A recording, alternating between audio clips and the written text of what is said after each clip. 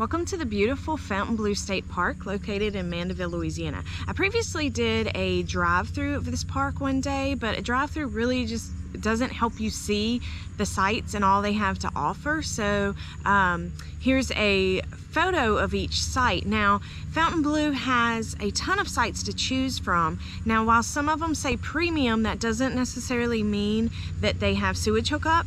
Premium is just their pull-through sites and things like that. So they have 10 glamping tent sites, 23 premium sites, which most of them just mean pull-through. There's only like 5 or 6 that have sewage hookup, 103 improved sites, which means just water and electric, and then there are 37 unimproved campsites on top of having 2 group primitive campsite areas. The time that we camped here, there were a couple of Boy Scout groups, so there were kids everywhere. But Fountainbleau has a ton of sites to choose from. A lot of them are older sites, so they're smaller, so you might have issues getting bigger rigs in here. You can get them in, but there's probably only a few sites to choose from that you would actually fit in. There are some bigger RVs here right now, so you'll be able to see that in the photos, which sites can kind of accommodate larger rigs. Some of their pull-through sites, just because they're a pull-through site, it's not very long too. So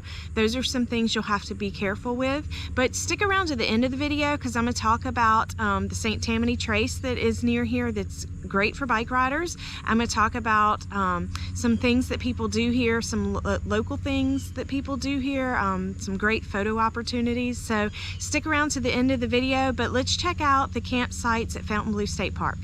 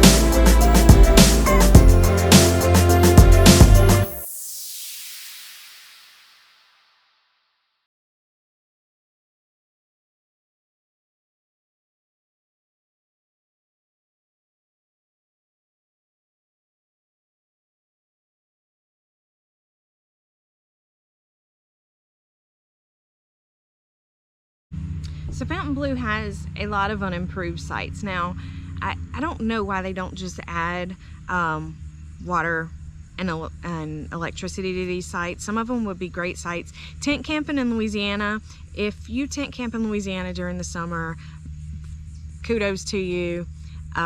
It is hot and it is humid, and I can't even imagine, especially not even having access to be able to plug in a fan or anything like that. So there are a lot of unimproved sites, 37 of them, and I just really feel like that they're kind of missing the boat, and that they could really maybe gain more income by upgrading those sites. But they're cute little sites, and they're tucked back, and it would be great little tent camping areas. So if you're a tent camper and you are okay with not having water or electricity, then Fountainbleau is a great place to check out, because there are a lot of sites for that, and there aren't a ton of people in them. Of course, it is in August right now, and so it's super hot, but you know, I think that they could probably improve on that, and then maybe, you know, that section would have more traffic. So but that's my 2 cents on there.